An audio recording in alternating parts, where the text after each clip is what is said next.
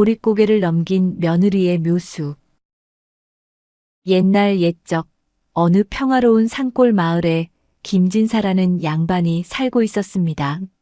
김진사 댁은 대대로 글 읽는 선비 집안으로 비록 재산이 넉넉하여 곳간에 쌀이 가득 넘쳐나는 부잣집은 아니었지만 마을 사람들에게 인심을 잃지 않고 채통을 지키며 사는 양반가였습니다.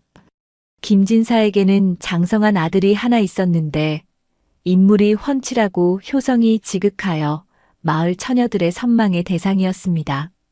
어느 해 봄 아들은 이웃 마을에 참하고 지혜롭기로 소문난 박씨 처녀를 아내로 맞이하게 되었습니다.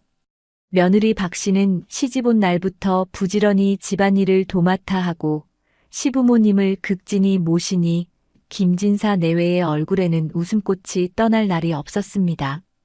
동네방네 김진사네 며느리 칭찬이 자자하여 지나가는 개도 꼬리를 흔들며 반길 정도였으니 집안은 더할 나위 없이 화목하고 평온했습니다. 그러나 좋은 일에는 늘 막아 끼는 법이라고 했던가요? 박씨 며느리가 시집 온 지 3년째 되던 해 봄부터 심상치 않은 기운이 감돌기 시작했습니다. 봄비가 촉촉하게 대지를 적셔주어야 할 시기에 비 한 방울 내리지 않고 마른 바람만 쌩쌩 불어대더니 급기야 여름이 되어도 땡볕만 쨍쨍 내리쬐는 가뭄이 계속되었습니다. 논바닥은 거북이 등처럼 쩍쩍 갈라져 모내기는커녕 심어놓은 작물들마저 타들어가기 시작했고 우물물은 바닥을 드러내어 식수를 구하기조차 어려워졌습니다. 마을 사람들은 기우제도 지내보고 산신령님께 빌어도 보았지만 하늘은 무심하게도 구름 한 점 없이 파랗기만 했습니다. 설상가상으로 가을에는 때 아닌 우박과 서리까지 내려 그나마 겨우 붙어있던 곡식 나탈마저 모조리 떨어져 버리고 말았습니다. 그야말로 엎친 데 덮친 격으로 조선 팔도에 유례없는 대흉년이 닥친 것입니다. 마을 곳곳에서 곡소리가 터져나오고 굶주림에 지친 사람들은 정든 고향을 등지고 유랑을 떠나거나 산으로 들어가 초급목피로 연명하는 처지가 되었습니다. 김진사 댁이라고 해서 사정이 다를 리 없었습니다.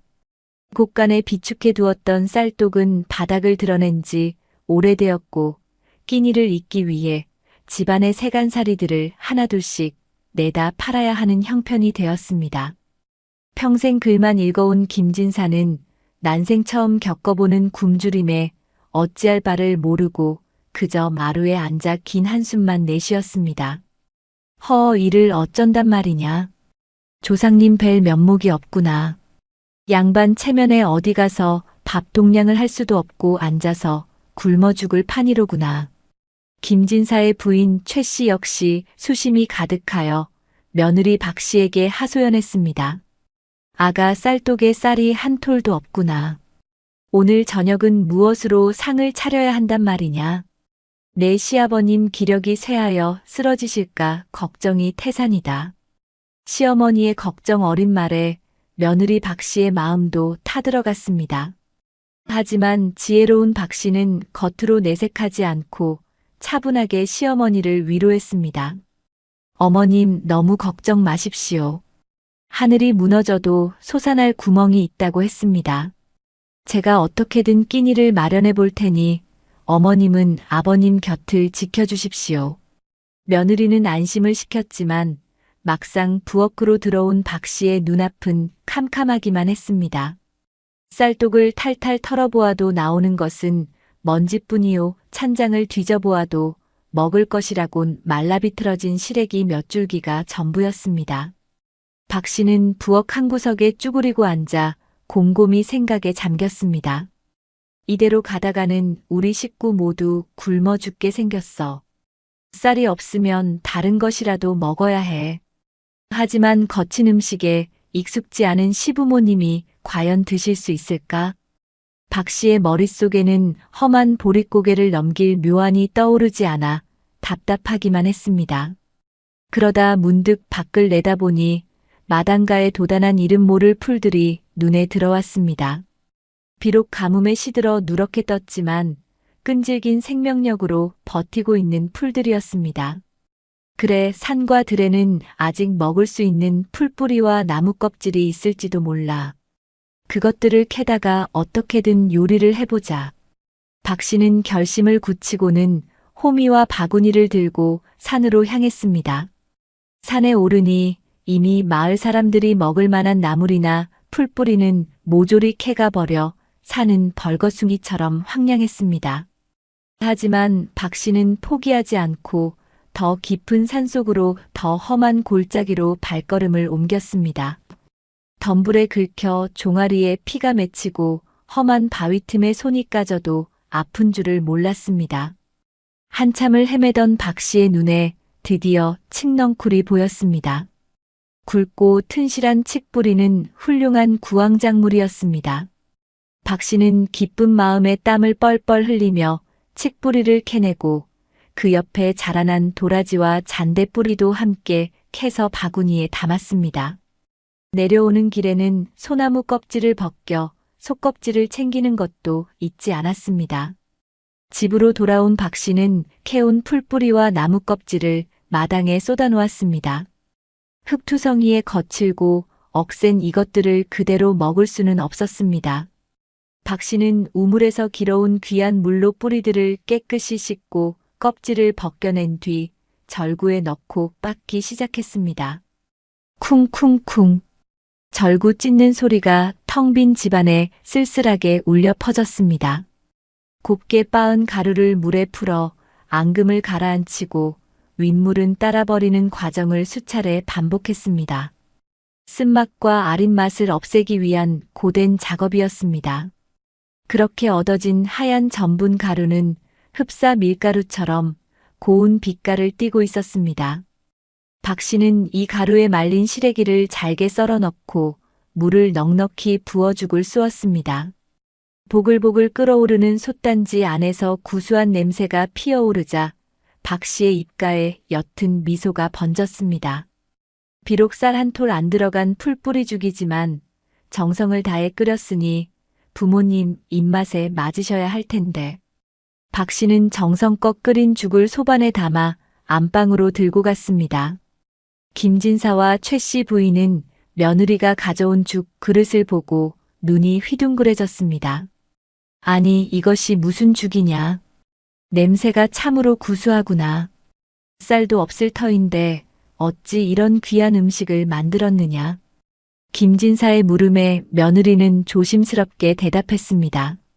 아버님 산에서 캐온 칡뿌리와 도라지로 만든 죽입니다. 쌀이 없어 송구하오나 기력을 보하시기에는 좋을 것입니다. 김진사는 며느리의 정성에 감동하여 숟가락을 들었습니다. 한 입 떠서 입에 넣으니 칡의 쌉싸름한 맛과 도라지의 향긋함이 어우러져 제법 먹을 만했습니다. 아니, 시장이 반찬이라 했던가 며칠을 굶주린 김진사의 입에는 그 어떤 산의 진미보다 꿀맛 같았습니다. 허허, 참으로 맛이 좋구나. 쌀죽보다 훨씬 구수하고 속이 든든하다. 내 솜씨가 보통이 아니로구나. 시아버지의 칭찬에 시어머니 최 씨도 한 그릇을 뚝딱 비워냈습니다. 박 씨는 빈 그릇을 보며 안도의 한숨을 내쉬었지만 마음 한구석에는 여전히 불안감이 자리 잡고 있었습니다. 산에서 캐온 풀뿌리도 언젠가는 바닥이 날 것이고 흉년은 언제 끝날지 기약이 없었기 때문입니다. 그날 밤 박 씨는 잠을 이루지 못하고 뒤척였습니다. 남편은 며칠 전 식량을 구해보겠다며 먼 친척 집으로 떠난 뒤 소식이 없었습니다. 혼자서 시부모님을 봉양하고 집안을 이끌어가야 한다는 책임감이 어깨를 짓눌렀습니다. 다음 날 아침 박 씨는 다시 바구니를 들고 산으로 향하려는데 대문 밖에서 웅성거리는 소리가 들려왔습니다. 궁금한 마음에 나가보니 마을 안악들이 모여 심각한 표정으로 이야기를 나누고 있었습니다. 어제 윗마을 박 영감네 식구들이 독초를 잘못 먹고 다 죽었다네. 배가 너무 고파서 산에 있는 풀을 아무거나 뜯어먹었다가 변을 당한 게야. 그 말을 듣는 순간 박 씨의 가슴이 철렁 내려앉았습니다. 굶주림보다 더 무서운 것은 바로 무지였습니다.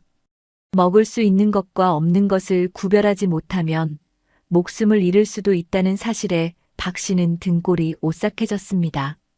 내가 캐온 것들도 혹시 독이 있으면 어쩌지. 어제는 운이 좋았지만 앞으로는 장담할 수가 없어. 더 안전하고 확실한 먹거리를 찾아야 해. 박 씨는 다시 한번 마음을 다잡고 산으로 향했습니다. 이번에는 단순히 풀뿌리를 캐는 것이 아니라 마을 사람들도 안전하게 먹을 수 있는 새로운 식량 자원을 찾아내리라 다짐했습니다. 산길을 오르며 박 씨는 주변의 모든 식물을 유심히 관찰했습니다. 평소에는 무심코 지나쳤던 잡초 하나, 나무 열매 하나도 예사로 보이지 않았습니다. 그러다 문득 숲속 깊은 곳 썩은 참나무 그루터기에서 자라난 버섯 무리를 발견했습니다. 탐스럽게 피어난 버섯들은 마치 고기처럼 먹음직스러워 보였습니다. 하지만 섣불리 손을 댈 수는 없었습니다. 독버섯일지도 모르기 때문입니다. 박 씨는 망설이다가 버섯 주변을 살펴보았습니다. 벌레가 먹은 흔적이 있는지, 다람쥐가 갉아먹은 자국이 있는지 꼼꼼히 확인했습니다. 동물들이 먹는 것이라면 사람에게도 해가 없을 것이라는 지혜를 떠올린 것입니다. 다행히 버섯갓 한쪽이 벌레에 파먹혀 있는 것을 발견한 박 씨는 조심스럽게 버섯을 채취했습니다. 그리고 또 한참을 걷다가 냇가 주변에 무성하게 자란 미나리와 물냉이를 발견했습니다. 물가 식물은 독성이 적고 부드러워 죽을 수기에 안성맞춤이었습니다. 박 씨는 신이 나서 미나리를 한가득 뜯었습니다. 그렇게 하루 종일 산과 들을 헤매며 며느리는 자연히 숨겨놓은 식재료들을 하나하나 찾아냈습니다. 겉보기에는 보잘것없는 잡초였지만 며느리의 눈에는 가족을 살릴 귀한 생명줄로 보였습니다. 해가 뉘엿뉘엿 지고 바구니가 묵직해질 무렵 박 씨는 집으로 발걸음을 옮겼습니다. 그런데 마을 어귀에 들어서자 낯선 사내들이 김진산의 대문을 기웃거리는 모습이 보였습니다. 험상궂은 인상에 남루한 옷차림을 한 그들은 굶주림에 눈이 뒤집힌 도적대가 분명했습니다. 흉년이 들자 인심이 흉흉해져 남의 집을 털어 식량을 빼앗는 무리가 기승을 부리고 있었던 것입니다. 박 씨는 가슴이 쿵쾅거렸지만 침착하게 몸을 숨기고 동태를 살폈습니다. 이 집이 양반집이라니 분명 숨겨놓은 쌀이 있을 거야. 오늘 밤 털어보자고. 사내들의 속삭임에 박 씨는 식은땀이 흘렀습니다. 집에는 힘없는 늙은 시부모님 뿐인데 도적들이 들이닥치면 속수무책으로 당할 것이 뻔했습니다. 쌀 한 톨 없는 집을 털어봤자 나올 것도 없겠지만 그들이 그냥 물러갈 리 만무했습니다. 위기의 순간 박 씨의 머릿속에 기막힌 묘수가 떠올랐습니다. 그것은 도적들을 물리치고 동시에 시부모님께 드릴 특별한 저녁상을 차릴 수 있는 일석이조의 아이디어였습니다. 박 씨는 숨을 죽이고 도적들이 사라지기를 기다렸다가 재빨리 뒷문으로 집 안에 들어갔습니다. 그리고는 부엌으로 달려가 아궁이에 불을 지피고 솥단지를 걸었습니다. 오늘 저녁 박 씨가 준비할 요리는 단순한 죽이 아니었습니다.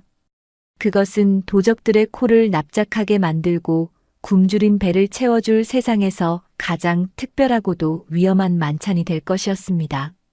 박 씨 부인은 심호흡을 크게 한번 하고는 부엌으로 들어갔습니다.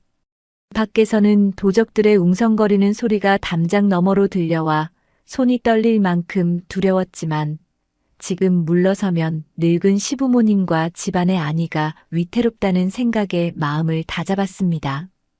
호랑이 굴에 들어가도 정신만 차리면 산다고 했어. 저들의 허를 찌르는 거야. 박 씨는 오늘 산과 들에서 캐온 재료들을 몽땅 꺼내 놓았습니다. 도적들은 굶주림에 지쳐 예민해져 있을 것이 분명했습니다. 그들의 코를 자극하여 이성을 마비시키고 배를 채워주되 결코 만만하게 보이지 않는 특별한 요리가 필요했습니다. 박 씨는 먼저 아까 냇가에서 뜯어온 미나리와 물냉이를 다듬었습니다. 향긋한 냄새가 부엌에 은은하게 퍼지기 시작했습니다. 그리고 숲에서 발견한 야생 버섯들을 잘게 찢어들 기름에 달달 볶았습니다. 고소한 기름 냄새가 피어오르자 긴장감이 감돌던 부엌의 생기가 돌기 시작했습니다. 쌀이 없으니 밥을 지을 수는 없었지만 며느리에게는 낮에 만들어둔 칡 전분이 있었습니다. 박 씨는 칡 전분에 물을 섞어 걸쭉하게 반죽을 만들고 거기에 볶은 버섯과 향긋한 미나리를 듬뿍 넣어 전을 부치기 시작했습니다. 치익 마이너스 뜨겁게 달궈진 솥뚜껑 위에서 전이 익어가는 소리가 경쾌하게 울려 퍼졌습니다. 노릇노릇하게 구워진 전에서는 고기보다 더 고소하고 향긋한 냄새가 진동했습니다. 이 냄새는 담장을 넘어 대문 밖에서 기회를 엿보던 도적들의 코끝을 강하게 자극했습니다. 아니, 이게 무슨 냄새야? 고기 굽는 냄새가 나는데? 양반집이라더니 쌀을 숨겨놓고 잔치를 벌이는 모양이군. 당장 쳐들어가자. 굶주림에 이성을 잃은 도적들이 대문을 박차고 마당으로 들이닥쳤습니다. 험상궂은 도적대가 몽둥이를 들고 소리를 지르며 들어오자 안방에 있던 김진사 내외는 공포에 질려 벌벌 떨었습니다. 그때였습니다. 부엌문이 활짝 열리며 박 씨 부인이 소반을 머리에 이고 당당하게 걸어 나왔습니다. 소반 위에는 김이 모락모락 나는 먹음직스러운 전과 버섯국이 한가득 차려져 있었습니다. 박 씨 부인은 도적들을 보고도 전혀 놀란 기색 없이 오히려 기다렸다는 듯이 온화한 미소를 지으며 말했습니다. 먼 길 오시느라 시장하시지요. 마침 저녁상을 차려내오던 참이었습니다. 변변치 않지만 이거라도 드시고 가시지요. 도적들은 몽둥이를 휘두르려다 말고 멍하니 박 씨 부인을 쳐다보았습니다. 비명을 지르며 도망가거나 살려달라고 빌 줄 알았는데 밥상을 차려 내오다니 도무지 상황 파악이 되지 않았습니다. 게다가 코를 찌르는 고소한 냄새에 뱃속에서는 꼬르륵 소리가 요동을 쳤습니다. 도적 두목이 의심스러운 눈초리로 물었습니다. 이게 무슨 수작이냐? 우리를 독살하려고 독이라도 탄 것이냐? 박 씨 부인은 아무렇지 않게 전 한 조각을 집어 입에 넣고 오물오물 씹어 삼켰습니다. 독이라니요. 흉년에 다들 굶어 죽는 판국의 귀한 음식을 어찌 버리겠습니까? 저희 시부모님 드시라고 만든 것이지만 손님이 오셨으니 먼저 대접하는 것이 도리라 여겨내온 것입니다. 박 씨가 맛있게 먹는 모습을 보자 도적들은 더 이상 참을 수가 없었습니다. 에라, 모르겠다. 일단 먹고 보자. 도적들은 몽둥이를 내던지고 밥상으로 달려들어 허겁지겁 전을 집어먹기 시작했습니다. 겉은 바삭하고 속은 쫄깃한 칡전에 향긋한 버섯과 미나리가 어우러져 씹을수록 고기처럼 깊은 맛이 났습니다. 세상에, 이게 무슨 고기요? 쫄깃하고 고소한 게 입에서 살살 녹내그려. 국물도 아주 기가 막혀. 속이 확 풀리는구만. 도적들은 개걸스럽게 음식을 먹어치우며 감탄을 연발했습니다. 배가 어느 정도 차오르자 도적들의 살기가 누그러지기 시작했습니다. 따뜻한 음식이 들어가니 얼어붙었던 마음도 조금씩 녹아내린 것입니다.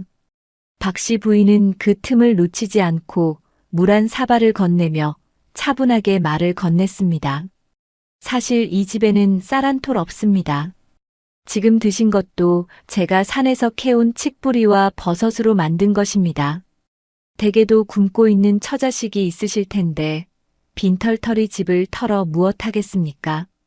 그 말에 도적 두목은 먹던 젓가락을 내려놓고 깊은 한숨을 쉬었습니다.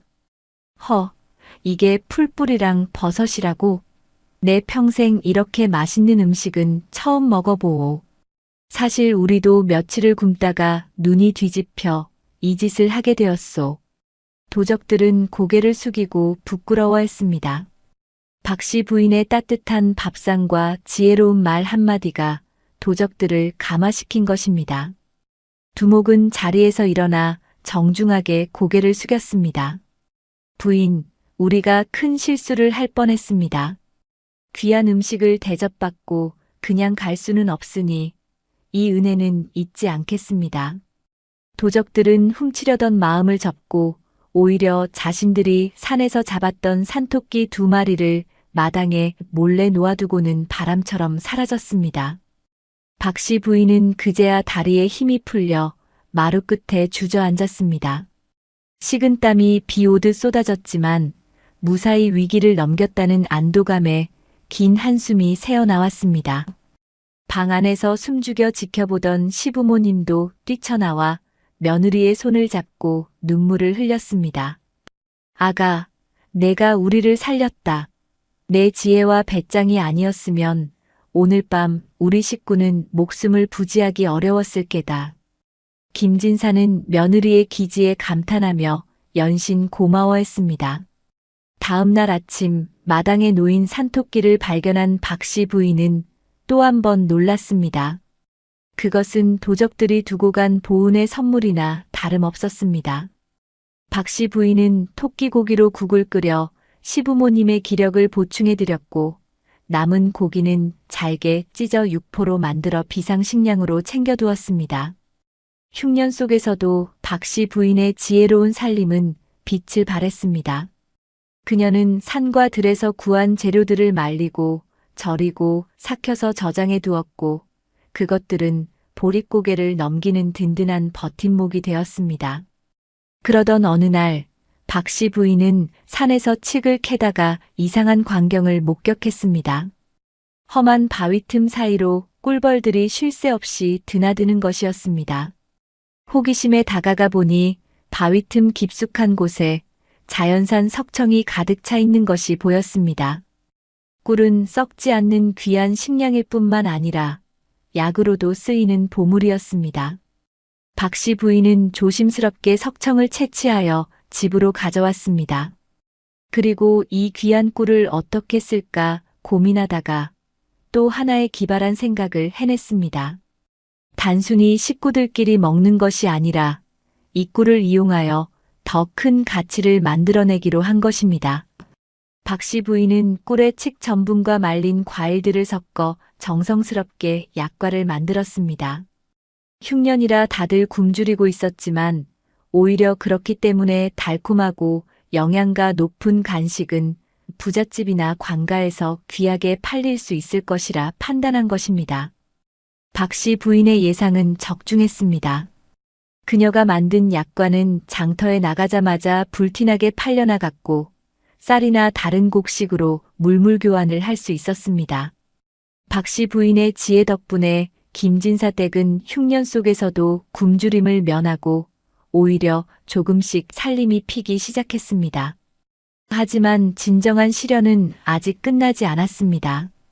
흉년이 길어지면서 마을에는 굶주림뿐만 아니라 무서운 전염병까지 돌기 시작한 것입니다. 시름시름 앓다가 죽어가는 사람들이 늘어났고 김진사 내외도 기력이 쇠하여 자리에 눕고 말았습니다. 엎친 데 덮친 격으로 약을 구할 길조차 막막해진 상황, 박씨 부인은 또다시 선택의 기로에 섰습니다. 집안에 모아둔 식량으로 문을 걸어 잠그고 우리 식구만 살 것인가 아니면 내가 가진 지혜를 나누어 마을 전체를 살릴 것인가. 박씨 부인은 밤새 뜬 눈으로 고민했습니다. 그리고 새벽녘 결심을 굳힌 듯 비장한 표정으로 쌀독을 열었습니다.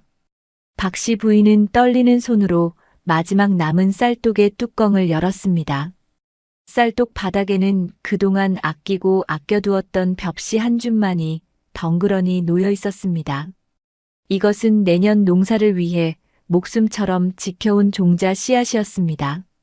아가, 그걸 어쩌려고 그러느냐. 그건 우리 집안의 마지막 희망이다. 그걸 먹어버리면 내년 농사는 어찌 짓는단 말이냐. 시아버지 김진사가 놀라서 말렸지만 박씨 부인의 눈빛은 단호했습니다. 아버님, 사람이 살아야 농사도 짓고 훗날을 도모할 수 있습니다.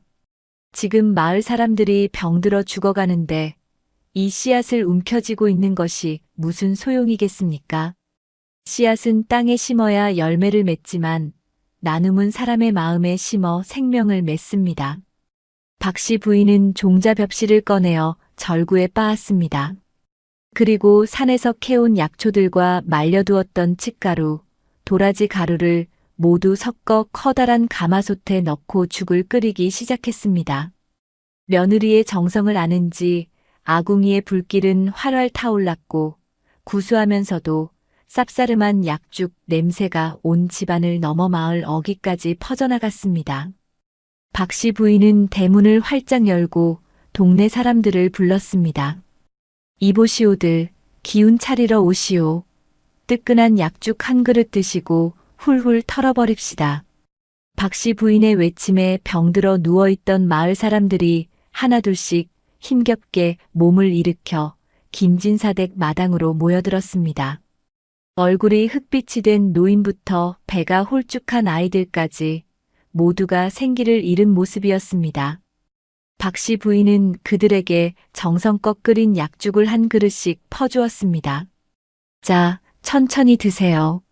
칡과 도라지를 넣어 기력을 돋우고 독을 없애는 죽입니다. 이거 드시면 금방 나으실 겁니다. 죽을 받아든 사람들의 눈에는 눈물이 고였습니다. 흉년에 내 입 하나 건사하기도 힘든 세상에 자기 집 종자 씨앗까지 털어 이웃을 먹이다니 그 마음이 부처님 같고 하느님 같았습니다. 아이고, 댁내도 먹을 게 없을 텐데 우리 같은 것들을 위해. 고맙네, 정말 고마워. 이 은혜는 죽어서도 잊지 않겠네. 사람들은 죽 한 숟가락에 눈물 한 방울을 삼키며 허기진 배와 얼어붙은 마음을 채웠습니다. 신기하게도 박씨 부인의 약죽을 먹은 사람들은 조금씩 혈색이 돌아오고 기운을 차리기 시작했습니다. 칡과 도라지의 약효 때문이기도 했지만 무엇보다 서로를 위하는 따뜻한 마음이 최고의 명약이 되어 병마를 물리친 것입니다. 그날 이후 김진사댁 마당은 마을 사람들의 구호소가 되었습니다. 박씨 부인의 선행에 감동한 마을 사람들도 가만히 있지 않았습니다. 누구는 깊은 산속에서 캐온 더덕을 가져오고 누구는 냇가에서 잡은 물고기를 가져와 죽 솥에 보탰습니다. 내 것은 작지만 함께 끓이면 모두가 먹을 수 있지 않겠소. 작은 나눔들이 모이자 커다란 가마솥은 마를 날이 없었고 굶어 죽거나 병들어 죽는 사람도 더 이상 나오지 않게 되었습니다. 박씨 부인의 지혜와 희생이 꺼져가던 마을의 생명줄을 다시 이어놓은 것입니다. 그렇게 모진 흉년의 겨울이 지나고 드디어 따뜻한 봄바람이 불어오기 시작했습니다. 하지만 김진사댁 쌀독은 텅 비어 있었고 논에 뿌릴 벽시조차 남아있지 않았습니다. 김진사는 빈 독을 어루만지며 탄식했습니다. 올해 농사는 다 틀렸구나. 논을 놀리게 생겼으니 이를 어쩐단 말이냐. 그때였습니다. 대문 밖이 왁자지껄하더니 마을 사람들이 지게에 무언가를 잔뜩 지고 들어왔습니다. 진사 어르신, 나오보십시오. 그들의 지게에는 벽시 가마니가 가득 실려 있었습니다. 이게 다 뭡니까? 박씨 부인이 놀라서 묻자 마을 촌장이 웃으며 말했습니다. 지난 겨울 댁내 며느님 덕분에 목숨을 건진 우리가 가만히 있을 수 있겠습니까? 십시일반으로 집집마다 남은 씨앗을 조금씩 걷어왔습니다. 우리를 살린 그 귀한 씨앗, 이제 우리가 돌려드릴 차례입니다. 마을 사람들은 앞다투어 벽시를 마당에 부려놓았고 어떤 이들은 아예 소를 끌고 와 김진산의 논을 갈아주겠다고 나섰습니다. 우리 집 농사보다 진사 어르신 댁 농사가 먼저지요. 텅 비었던 쌀독이 이웃들의 정성으로 다시 가득 채워지는 순간 박씨 부인은 참았던 눈물을 터뜨리고 말았습니다. 자신이 비운 것은 쌀독 하나였지만 돌아온 것은 마을 전체의 마음이었습니다. 그해 가을, 김진사댁 노는 그 어느 해보다 풍성한 황금 물결로 넘실거렸습니다. 하늘도 그들의 아름다운 마음에 감동했는지 대풍년이 든 것입니다. 박씨 부인은 수확한 쌀로 떡을 빚고 술을 빚어 마을 잔치를 열었습니다. 온 동네 사람들이 모여 덩실덩실 춤을 추고 웃음꽃을 피우니 지옥 같았던 흉년의 기억은 어느새 봄눈 녹듯 사라지고 없었습니다. 세월이 흘러 흉년은 옛 이야기가 되었지만 박씨 부인의 지혜와 나눔은 전설이 되어 마을 사람들의 입에서 입으로 전해졌습니다. 사람들은 힘들 때마다 보릿고개 넘던 시절을 떠올리며 서로 돕고 나누는 것을 주저하지 않았다고 합니다. 김진사댁 마당 한 구석, 잡초 속에 묵묵히 자라나는 칡넝쿨 하나에도 누군가를 살리고자 했던 간절한 마음이 깃들어 있는 듯합니다.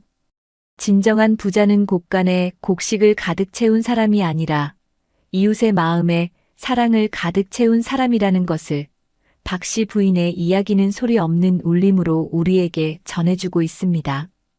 오늘 밤 여러분의 마음속 곳간은 무엇으로 채워져 있나요?